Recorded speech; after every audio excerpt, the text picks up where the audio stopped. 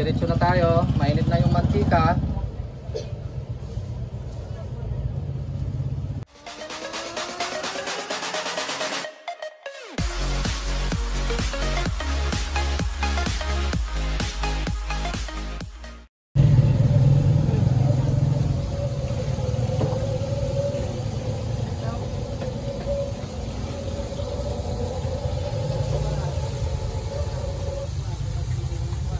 Ayan mga kalakay, oh. Ito yung first coating natin. Yan.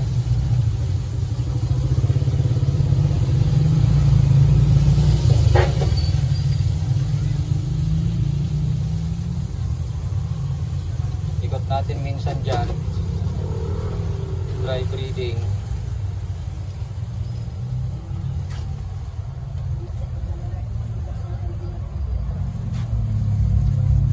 At as usual, kailangan natin ng tubig. Yan, tsaka natin lagay dito sa second dry breeding. So, ang pinaka highlights nito ay itong second breeding. Kailangan malaki yung bowl na gagamitin. Ito, oh, malaki yung bowl. Tsaka maraming breeding mix ang dapat na ilagay para talagang maganda siya at naihahalo na mabuti.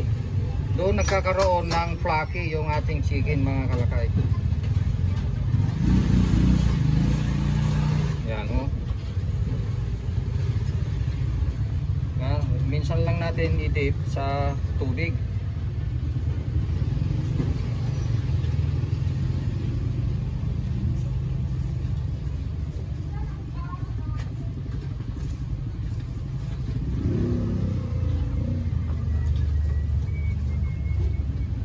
So ito po yung tinatawag nating original recipe po natin.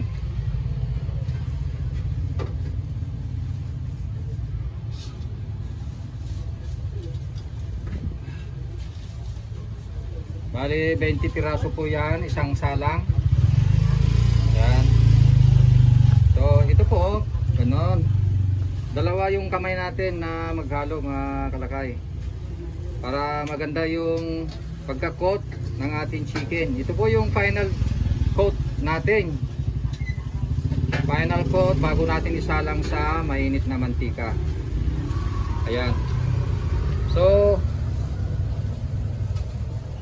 siguraduhin natin na may coat at may mix talaga yung breeding mix sa ating final coat. So ganyan po, oh. Yan. Almost ready na po yan at isasalang na po natin.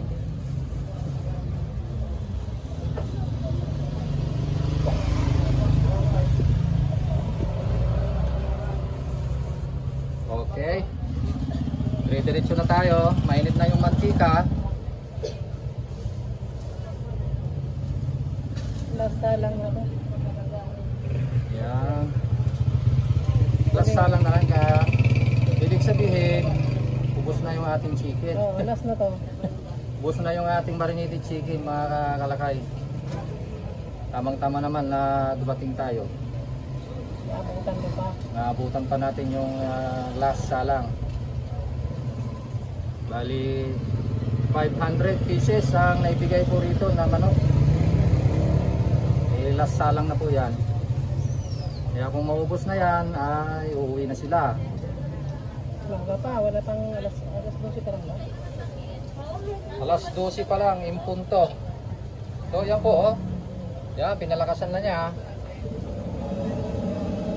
Yan. Kailangan natamtaman yung apoy.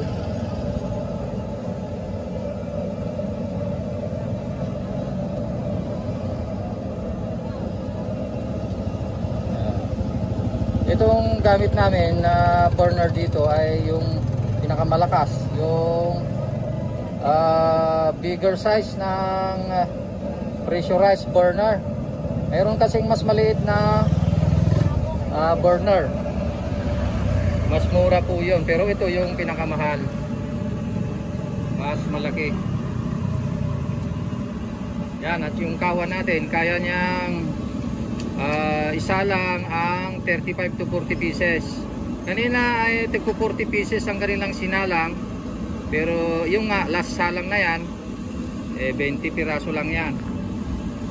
Ayan o.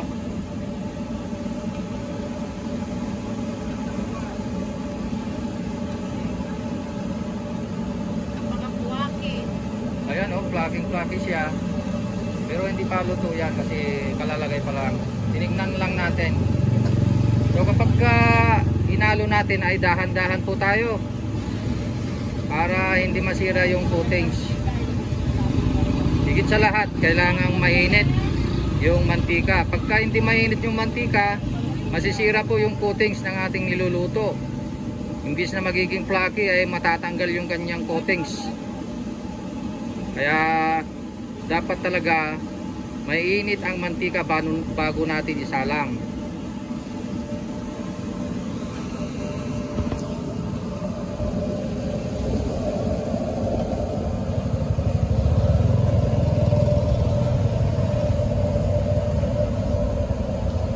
Ayan o, nagpa-flaky na siya o.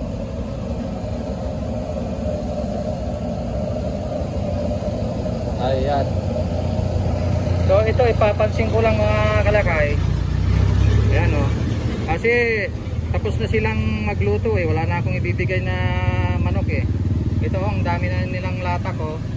Galing sa ating mantika yan. Ito ay itatapon na ito mamaya. Itatapon sa basura. O. Ganyan po karami yung latak na natatanggal sa mantika natin. So ayan ang ating cooking time syempre ay 8 to 10 minutes.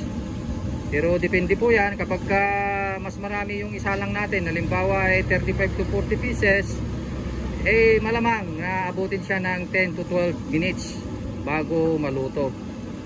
Pero ito 20 pieces lang, minimum nasalang natin yan, kaya approximately 8 to 10 minutes po yan. Ayan, around 3 to 4 minutes nang nakakalipas, medyo nagsisimula na silang lumutang. Kaya ilang saglit pa ay medyo bawasan natin yung ating apoy. Ayan, binawasan na konti yung apoy. Ayan, binawasan na konti yung apoy para hindi mabigla yung pagkaluto. Kasi pagka mabigla naman kasi doon nangyayari yung hilaw pa sa loob, pero sa labas akala mo ay luto na. Okay, maganda yung kanyang itsura mga kalakay. Ang ating mantika nga pala ay coconut oil, kaya kahit nakaluto na yan lang 500 pieces ay nagmumukhang bago pa rin. Tingnan natin yung ating chicken, flaking mga kalakay. Pero hindi matigas yung coatings. Yan, pero hindi matigas yung coatings niya. Depende po yan sa ginamit na breading, kung ano yung klaseng breading na ginamit natin. Diba, ibang klase kasi yung breading eh. Yung harina na ginamit, mayroong first class, may third class. Yung iba ginagamit nila ay all purpose, pero sa amin ay third class lang yung ating ginagamit mga kalakay. So habang tayo nagtitinda, mainit dito, ay magbuko juice muna tayo.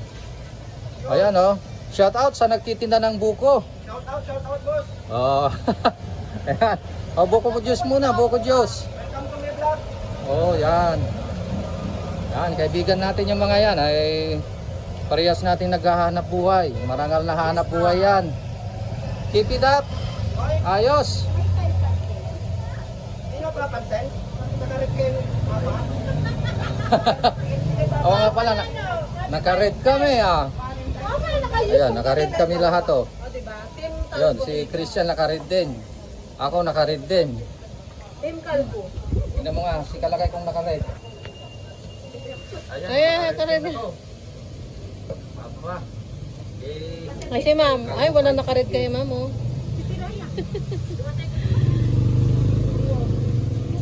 Ayan, habang inaantay natin, yung ating chicken malapit nang maluto yan. Nakahina na yan at mamaya 8 to 10 minutes ay ihina na natin ulit yung apoy sa lower or lowest na temperature. Yan o. Tingnan natin. Baka pwede nang ihina ulit yung ating apoy.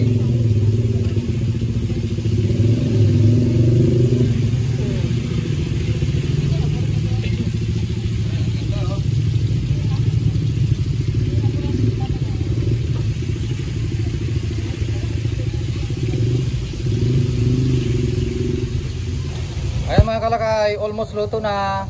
So ihina na niya ulit yung ating apoy. Yan, para ka nang nag-iin-in yan. Tingnan natin yung apoy kung may makita pang apoy. Parang wala nang makikita. Konti lang yan, konti.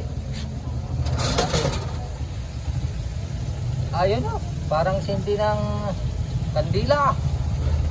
Yan, nakaready na kasing hanguin yan mga kalakay. Kaya ganun na. Ilang saglit lang ito ay hanguin na to.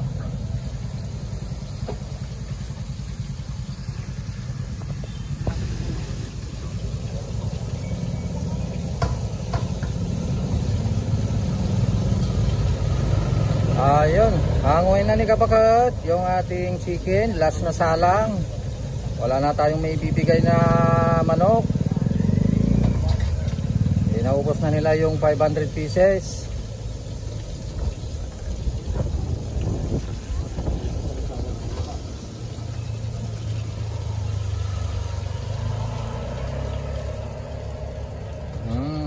Alright. Ito na po yung ating chicken mga kalakay. Ayan o. Oh. Liwanag. At ang bango. Yan, flaky siya oh. So ganyan po yung paraan natin para maging flaky. Oh.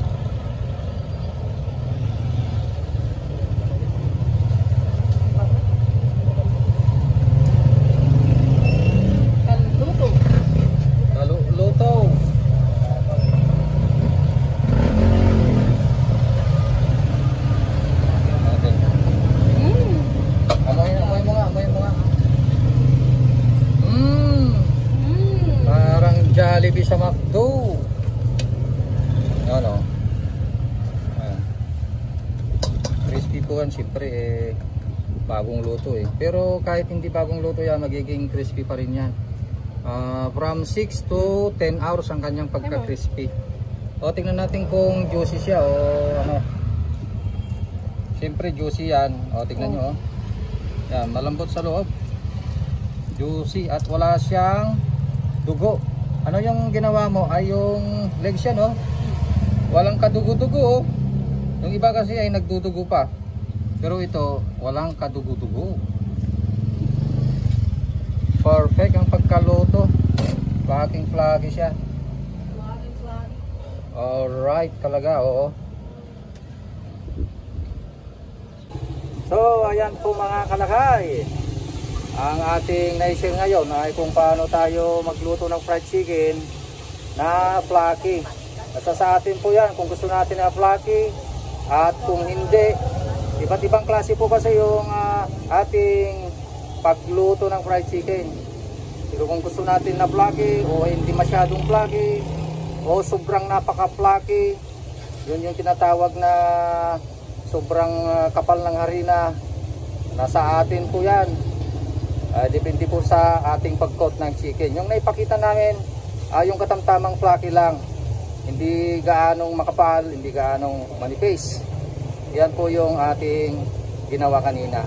So sana ay nakatulong ito at pwede nyo gayahin. Nagkaroon kayo ng idea sa ating pagluluto ng fried chicken ni Kalpo TV. Hanggang sa muli, bye bye.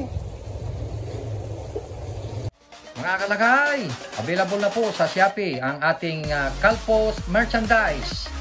Available na po ang marinated mix at ang ating breading mix.